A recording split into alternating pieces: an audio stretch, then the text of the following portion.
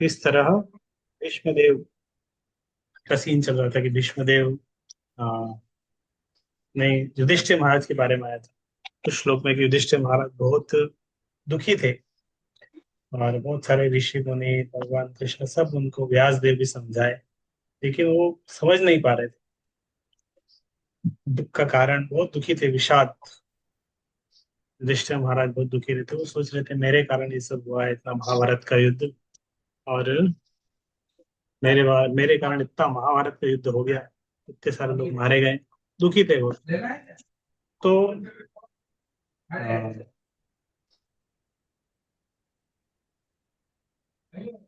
तो दुखी थे। उनके दुख को दूर करने के लिए भगवान कृष्ण उनको लेके जाएंगे किनके पास? अ, भीष्म पितामह के पास लेके जाएंगे। तो यहाँ से हम नया अध्याय शुरू होगा। युधिष्ठिर महाराज दुखी थे तो भगवान भी गए नहीं अभी द्वारका, रुक गए कुछ दिन तक, क्योंकि उनके महाराज इतना प्रार्थना कर रहे हैं, इतना रिक्वेस्ट किया, बोल रहे आप तो विपदा दे दीजिए, आप जाइए मत। भगवान रुक गए कुछ दिन। तो नेक्स्ट हम इससे आगे पढ़ रहे हैं। अंशु सुतुवाच भारती को इति स्लो करो विदितः बेटा। प्रजाद्रोहात् सर्वधर्माविवित्सया। तो इस तरह जो डरे हुए हैं प्रजाद्रोहात्, प्रजा के मारे जाने से, युधिष्ठिर महाराज थोड़े से डरे हुए हैं। प्रजा के प्रति उनको लग रहा है कि मैं प्रजा को बहुत कष्ट दिया हूँ, प्रजा कितने लोग मेरे कारण मारे गए। धर्म विवित्सया, सर्वधर्म विवित्सया। तो उस धर्म को जानने के लिए ततो विनशनम रोगात् यत्र देव व्रतो अपतत। तो युद्ध स्थल में जो विनाश हुए थे, और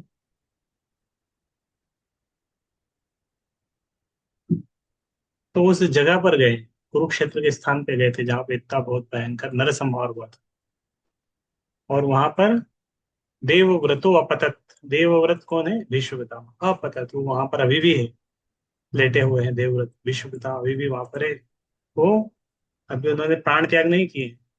इस 9 अध्याय में जैसा कि भगवान श्री कृष्ण की इच्छा थी, भीष्मदेव राजा युधिष्ठिर की वृत्ति विषय कर्तव्य के संबंध में उपदेश देंगे। तो भगवान चाहते थे कि युधिष्ठिर महाराज की जो ग्लानि है, उनका जो विषाद है, भीष्मदेव दूर करे, भीष्मदेव की ग्लोरीज बढ़े। और भीष्मदेव के पास इसीलिए भगवान कृष्ण सबको ले गए, 5 पांडवों को भीष्म पितामह के पास लेके गए। और विश्वदेव की ग्लोरीज बढ़ाने के लिए भगवान ये पूरा है। इसलिए भगवान कोई समझाने का प्रयास कर, भगवान खुद समझाने का प्रयास करे तो वो समझ नहीं रहे थे। विश्वदेव को वरदान था, इच्छा अनुसार वो देह त्याग कर सकते थे। तभी तक वो शरशैया पर लेटे थे। अभी तक उनको लगा कि अभी सही समय नहीं आया देह त्याग करने का, इसलिए वो वेट कर रहे थे। तदा ते भ्रातरः सर्वे,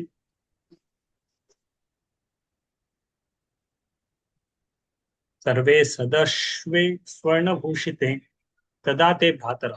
तो युधिष्ठिर अकेले ने गए, सारे भ्रातरः सारे भाइयों को, सारे भाई सदस्वे स्वर्ण भूषित, और ऐसे वैसे नहीं गए, पूरे स्वर्ण भूषित होके गए सारे। उन्होंने ऑर्नामेंट्स और अस्त्र शस्त्र मुकुट कवच सब पहन के गए। अन्वगच्छन् रथेर विप्रा व्यास धूम्यादयस्। और रथ पे इस तरह सब आरूढ़ होके गए। साथ में कौन कौन थे? व्यास देव भी गए, धूम्य, अलग अलग ऋषि मुनि भी थे। तो कर्णभूषण से सजे हुए उच्च कोटि के घोड़ों द्वारा खींचे जाने वाले सुंदर रथों पर पीछे पीछे चल रहे थे। व्यास देव थे, अलग अलग ऋषि पुरोहित सब थे। भगवान अपनी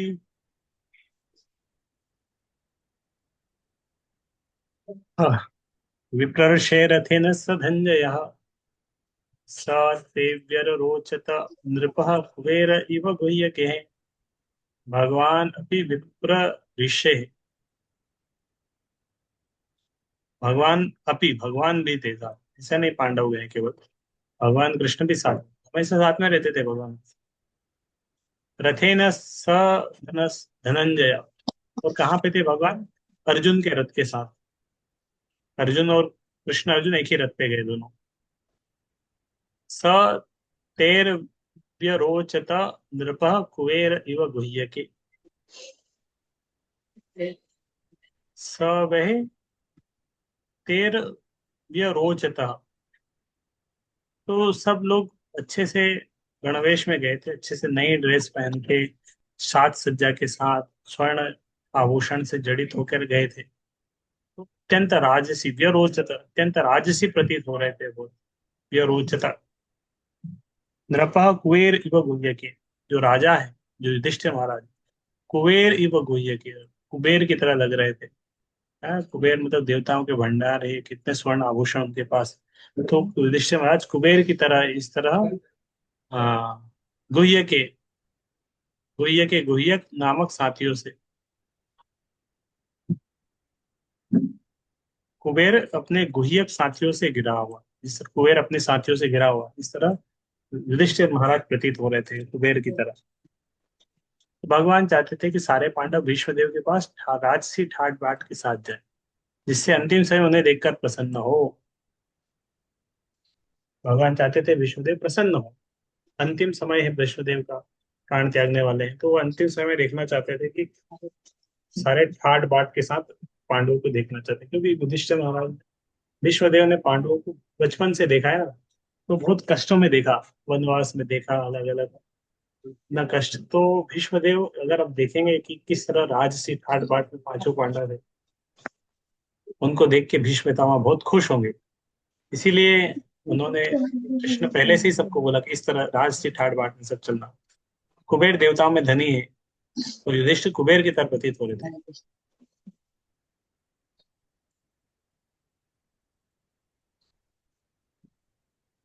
तो सब लोग वहां पे गए। दृष्टवा निपतितम भूमौ दिवश्च अच्युतमिवामरम। तो सब लोग वहां पे गए और भूमि पर प्रणाम किए। प्रणेमुः पांडवा भीष्मं सानुगः सह चक्रिणा। आकाश से गिरे, आकाश से आ गिरे देवता के समान उन्हें भूमि पर लेटे देखकर पांडव सम्राट युधिष्ठिर ने अपने छोटे भाइयों तथा भगवान कृष्ण समेत उन्हें प्रणाम किया। तो जब भीष्म देव के पास गए सब, तो भीष्म देव को सबने प्रणाम किया। भूमि पर तो वो तो लेटे हुए थे। तो युधिष्ठिर महाराज और प्रणेमुः पांडवा भीष्मम, प्रणाम किया पांडवों ने, भीष्म ने भीष्म देव को। सा अनुगा चक्रेण, सा अनुगा, युधिष्ठिर महाराज ने प्रणाम किया, उनके सारे जो अनुग है, सारे भाइयों ने प्रणाम किया। सह चक्रिणा, चक्रिणा मतलब भगवान कृष्ण, चक्रधारी भगवान। तो भगवान कृष्ण भी प्रणाम किए उनको, भीष्म पितामह को प्रणाम किए दंडवत। पांचों पांडव ने किया, भीष्म पितामह, भगवान कृष्ण भी प्रणाम किए। हरे कृष्ण। भगवान कृष्ण भी महाराज युधिष्ठिर के ममेरे भाई एवं अर्जुन के अंतरंग सखा थे। तो कृष्ण अर्जुन ये सब भाई थे, ममेरे भाई। तो अ, सब जानते थे, पूरे पांडव जानते थे कि कृष्ण भगवान है, और भगवान को भी पता है कि वो भगवान है, फिर भी वो मनुष्य की तरह आचरण कर रहे हैं। इसीलिए मरणासन भीष्म देव को जब उन्होंने देखा, तो युधिष्ठिर महाराज का छोटा भाई मानकर प्रणाम किया। यहाँ तक कि भगवान कृष्ण पांचों पांडवों से मिलते थे। युधिष्ठिर से छोटे थे भगवान कृष्ण उम्र में, युधिष्ठिर महाराज को प्रणाम करते थे वो। कुंती महारानी को प्रणाम करते, वो बुआ है। युधिष्ठिर महाराज को भी प्रणाम करते, वो ज्येष्ठ भ्राता है, उनसे बड़े बड़े हैं। तत् ब्रह्मर्षया सर्वे देवर्षयश्च सत्तमा राजर्षयश्च तत्रासन् दृष्टुं भरत पुंगवम। तत्र ब्रह्मर्षयः सर्वे, वहां पर सभी बड़े बड़े ब्रह्म ऋषि थे, ब्राह्मणों में ऋषि। देवर्षि नारद थे, सप्त ऋषि थे, सतोगुण को प्राप्त सप्तमा। तो राजा भरत के वंशजों में प्रधान भीष्म देव को देखकर ब्रह्मांड के सारे सतोगुणी महापुरुष तथा देवर्षि, ब्रह्मर्षि, राजर्षि वहां पर एकत्र हुए। तो सबको पता चल गया था कि यहाँ कुछ विशेष होने वाला है इस स्थान पर। इसलिए वो सब भी आ गए। कौन कौन? पूरे ब्रह्मांड से राजर्षि, ब्रह्मर्षि, देवर्षि, जो जो बड़े बड़े महान ऋषि थे, सब उस स्थान पे चले गए। उनको पता है यहाँ कुछ विशेष होने वाला है। इस तरह प्रयागराज में कुंभ मेला हुआ, एक दिन शाही स्नान है, कितने देश दुनिया से लोग उसी दिन वहां पे जाते हैं, तो पता है ये कुछ विशेष समय है, विशेष घड़ी है, तो सब उस समय वहां पे जाते हैं। तो सबको पता चल गया कि अभी भीष्म पितामह कुछ विशेष प्रवचन देने वाले, भीष्म पितामह शरीर त्याग करने वाले हैं, कुछ विशेष होगा यहाँ, तो सब आ गए उधर।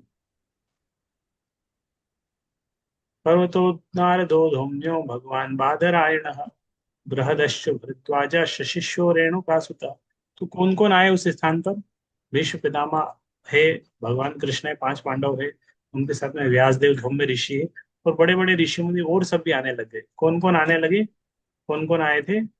पर्वत मुनि, नारद मुनि, धौम्य ऋषि, बादरायण मतलब व्यासदेव, बृहदश्च भरद्वाज, शशिशु, रेणुकासुत, रेणुकासुते परशुराम भी आए, वशिष्ठ, इंद्र, प्रमदस्त्रोग्रो, ग्रह सदमोसित, कक्षवान, गौतमोत्री, कौशिको अथ सुदर्शन। के अलग अलग ऋषि मुनि आए, सबके नाम है यहाँ, सबके नाम आया है। शिष्य वशिष्ठ, इंद्र, प्रमद, त्रित, गृध, समद, असित, कक्षवान, गौतम, अत्रि, कशिक। तो अलग अलग सबके बारे में थोड़ा, पर्वत मुनि के बारे में, तो बहुत सीनियर डिवोटी है, नारद मुनि के लगभग बराबर के हैं, और भारत मुनि नारद मुनि के लगभग बराबर के। एक मिनट, लाइट चला गया है थोड़ा।